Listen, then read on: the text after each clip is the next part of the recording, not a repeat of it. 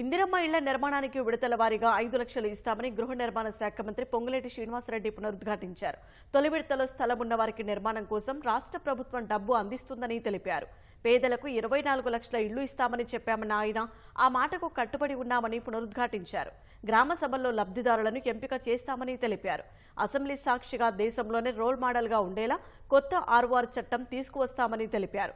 రాష్ట్ర ఆర్థిక వ్యవస్థ ఇబ్బందుల్లో ఉన్నమాట వాస్తవమేనన్న పొంగులేటి ఇంకా 2 లక్షల మంది రైతులకు రుణమాఫీ చేయాల్సి ఉందన్నారు. రాష్ట్రంలో పండిన చివరి ధాన్యం గింజ వరకు ప్రభుత్వం కొనుగోలు చేస్తుందని చెప్పారు.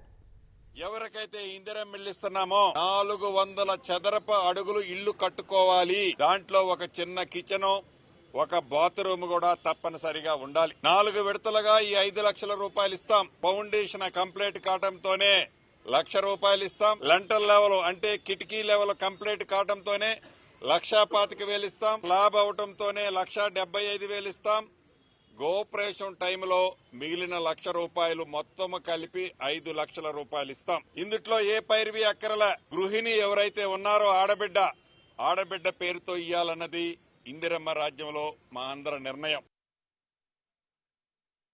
ఆర్ఓఆర్ కొత్త చట్టం 2024కి తుది మెరుగులన్నీ దిద్దటం అయిపోవచ్చింది. రాబోయే కొద్ది రోజుల్లోనే అసెంబ్లీ సాక్షిగా కొత్త ఆర్ఓఆర్ చట్టాన్ని తెలంగాణ ప్రజలకు ఇవ్వబోతున్నాం.